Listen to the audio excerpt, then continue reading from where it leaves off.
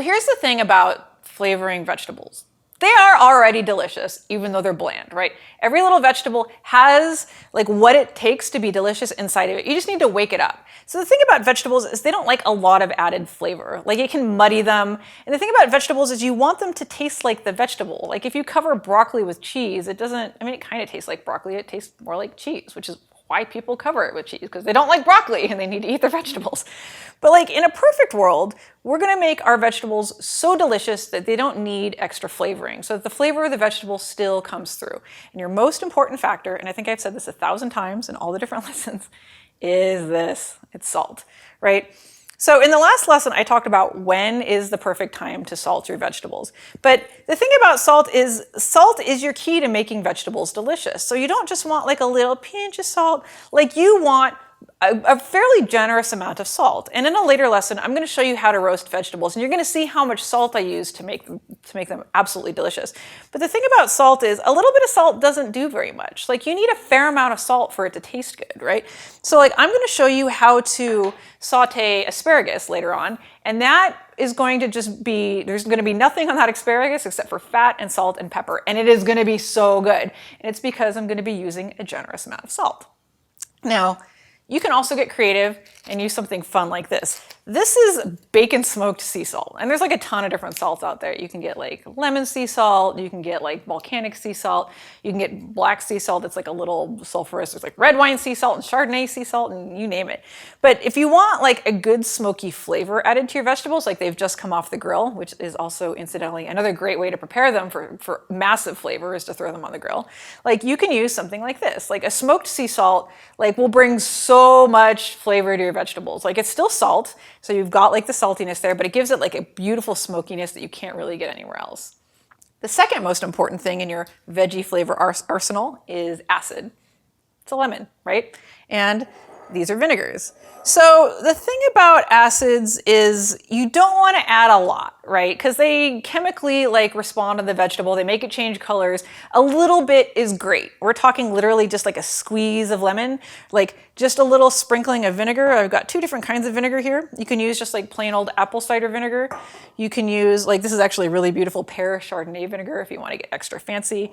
There's champagne vinegar, there's red wine vinegar, there's balsamic vinegar. Like any vinegar, any acid will work. Like you could even use like orange juice or grapefruit juice. Like just a little sprinkling on your vegetables will like really wake them up. And as long as you don't use too much, it doesn't overpower the vegetable, and instead it just brightens up the flavor and makes it really proud and stand tall.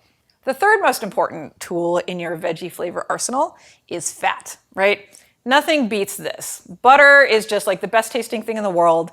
I love butter. Of course, if you're vegan, you can't have butter. If you're lactose intolerant, you can't have butter, in which case you use olive oil. Olive oil is still amazing.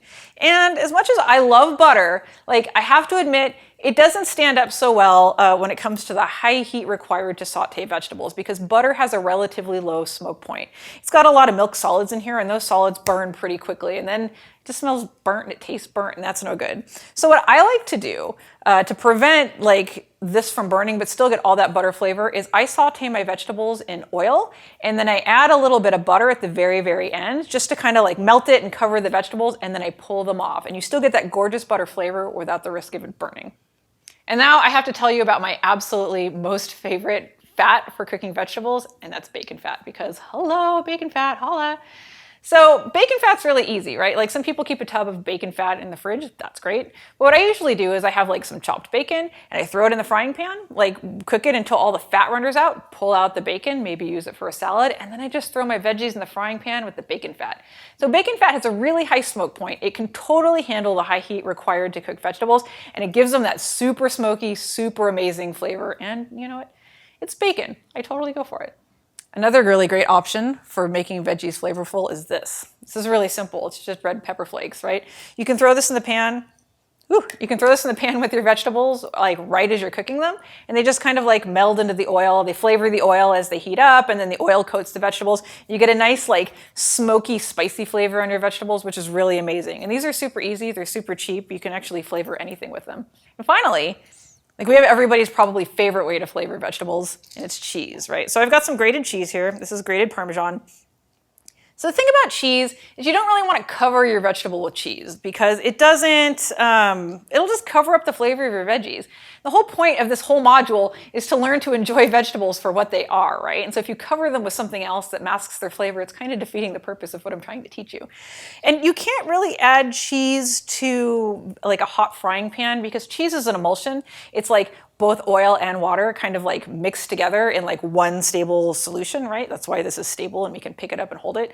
And so if you add cheese to a hot frying pan, it heats too quickly, it breaks the emulsion, and the cheese breaks, it separates, you end up with like clumps and liquid, and it's kind of weird. So if you do want to salt your, or use cheese to flavor your vegetables, I recommend using just a little bit, shredded like this, shredded really thin like this so it melts easily, and sprinkle it on your veggies right at the very tail end. Like you can do it in the frying pan after you've taken the pan off the heat. Just sprinkle the veggies on, or sprinkle the cheese on, and just let it sit there. The cheese will melt on its own. It only takes like 30 seconds. You transfer them to your plate and you're all set.